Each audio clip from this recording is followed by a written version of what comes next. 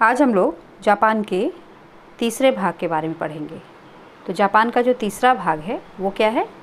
मध्यवर्ती fossa Magna कांटो प्रदेश। शुरू में आपने नोट किया होगा। तो मध्यवर्ती फोसा मैग्ना कांटो प्रदेश जो है उसकी लोकेशन हम जापान में अगर देखें तो ठीक मध्य में आती है, इसीलिए इसको मध्यवर्ती कहा जाता है। और फोसा मैग्ना क्या है? फोसा मैग्ना जो क्षेत्र है वो एक जापान का निम्नवर्ती भाग है, ठीक है ना। जापान का ये जो पार्ट है ये अन्य भागों की अपेक्षा एकदम नीचे की तरफ है, एक घाटी नुमा भाग है जिसको क्या कहा जाता है? Fossa Magna. मैग्ना मतलब आपका मैग्मा, और कांटो यहाँ पे कांटो मैदान है, इसलिए इस पूरे पार्ट को फोसा मैग्ना कांटो क्षेत्र कहा जाता है। ये बहुत ही मुख्य भाग है जापान का। क्यों?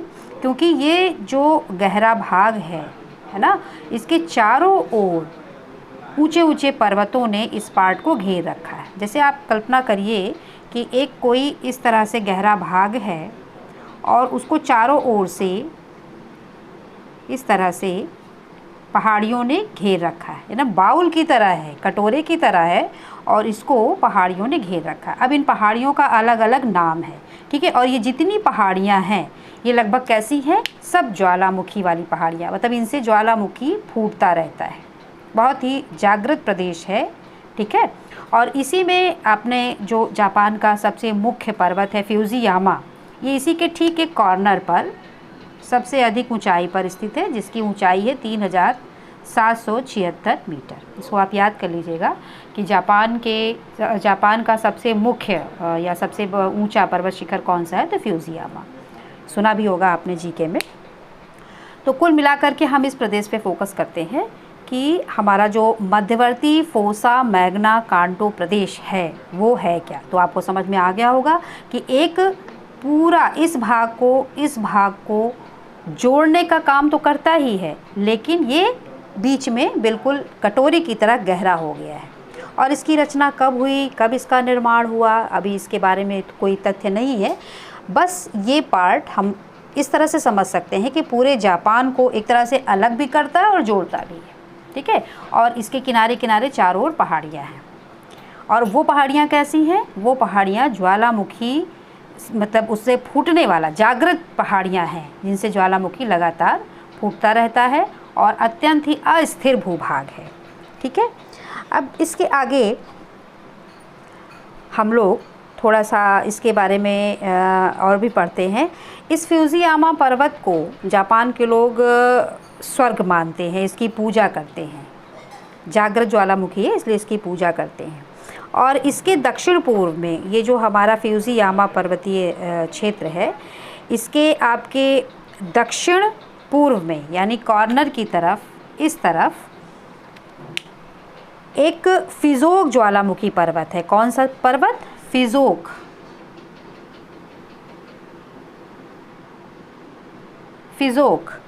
फिजोक ज्वालामुखी पर्वत है, ठीक है।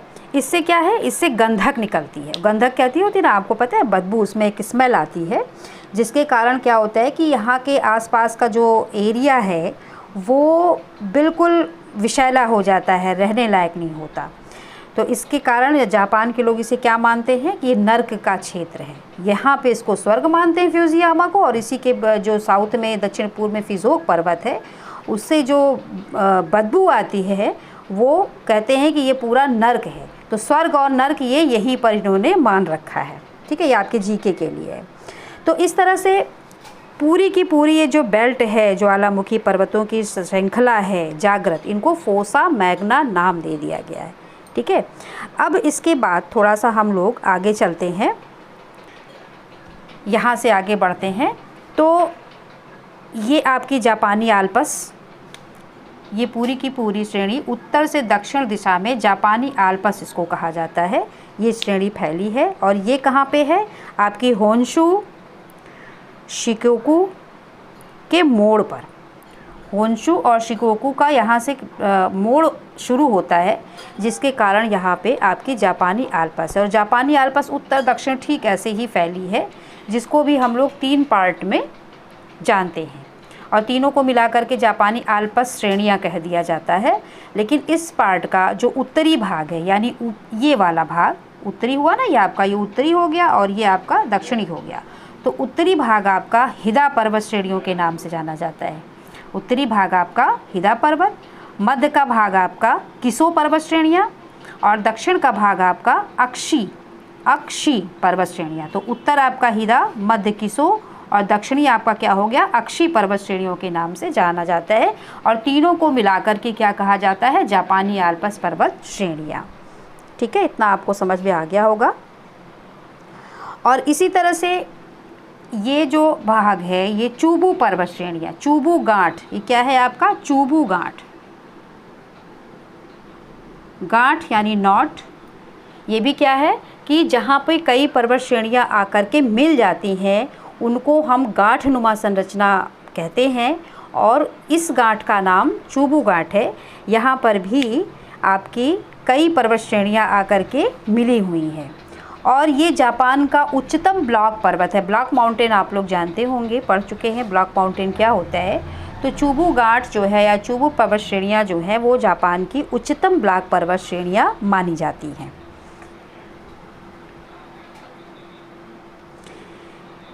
इसके बाद आपका यह भाग पूरा का पूरा कंप्लीट आपका पर्वतीय और पठारी है। ठीक है, इतना यहाँ पे आपने देखा कि निम्नवर्ती भाग है यानी धंसा हुआ भाग है, ज्वालामुखी पर्वत श्रेणियाँ हैं। फिर यहाँ से जैसे ही हम आगे बढ़ते हैं तो ये आपका जापानी आल्प्स पर्वत श्रेणियाँ हैं। फिर इधर हम बढ़ते हैं तो चूबू गांठ पर्वत श्रेणियाँ हैं। तो कुल मिलाकर के हम ये देखते हैं कि अत्यंत ही जो है पर्वतीय और पठारी होने के कारण यहाँ पे खेती नहीं हो पाती है। ठीक है, केवल 10% भाग जो है वो खेती के योग्य है और वो 10% भाग जो हमारे ये वाले भाग हैं यानी समुद्र के आसपास। अब ये सब क्या है, ये तो हमारा समुद्र ही है और ये जो भाग है यानी ये तो पर्वत श्रेणियाँ हो गई आपकी, इधर हो गई। तो ये जो कुछ पार्ट बच रहे हैं ये वाले, ये हमारे क्या हो गए, 10% खेती योग्य ज़मीन हो गई जिस पर यहाँ पे खेती की जाती है।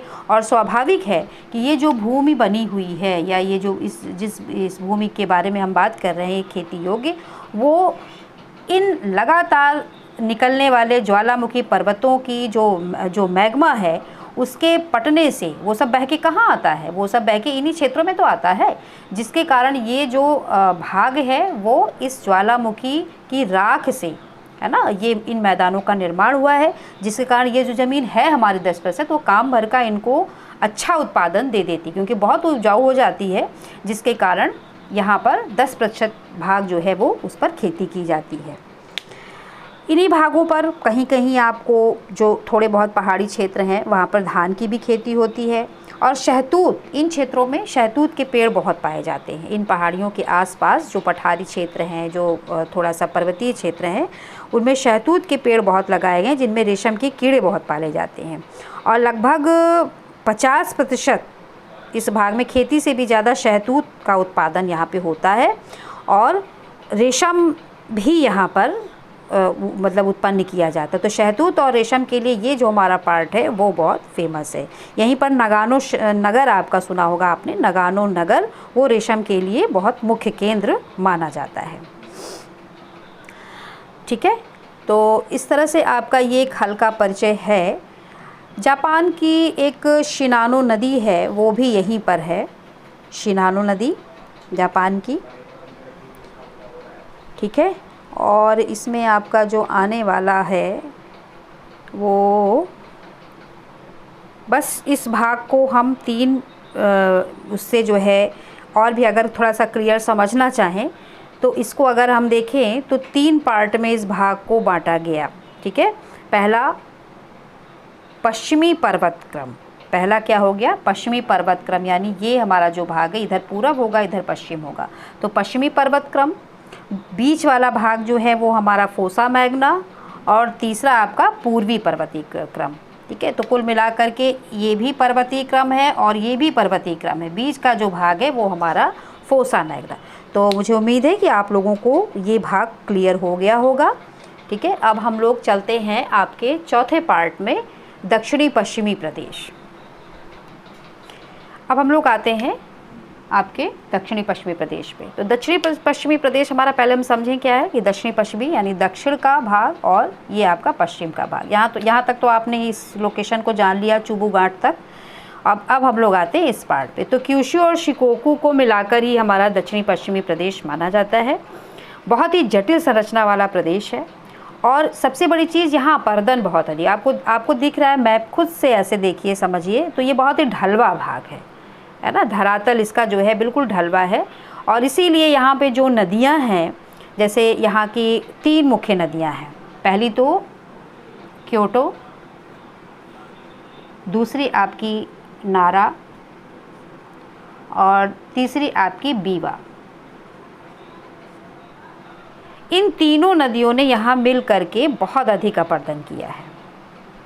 यहाँ इतना अधिक अपर्दन हुआ है कि यहाँ के जो पठार हैं, कुछ तो पर्वतीय भाग हैं और कुछ जो पठार हैं उनको भी इन नदियों ने काट काट करके बिल्कुल क्या कर दिया है, सपाट कर दिया है। ठीक है, तो इसलिए कुछ क्षेत्र इसके ऐसे हैं जो बिल्कुल वनस्पति विहीन हैं। जब मिट्टी ऊपर की कट जाएगी तो वहाँ पे वनस्पतियाँ कैसे उगेंगी, है ना। ये स्वाभाविक सी चीज़ है कि अपर्दन के कारण यह पूरा का पूरा क्षेत्र बीहड़ है।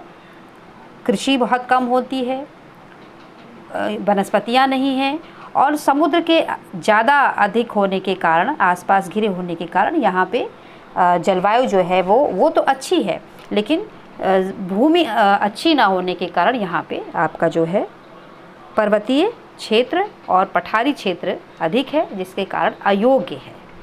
ठीक है, तो बस और इसमें बहुत अधिक कुछ आपको नहीं समझना है।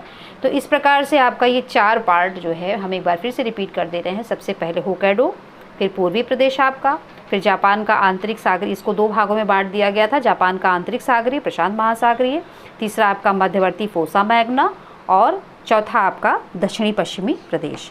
तो कुल मिलाकर के आपको इसका जो है समझ में आ गया होगा। इस प्रकार से हम लोग जापान के पहले जो फिज़िकल है ये आपका कंप्लीट होता है।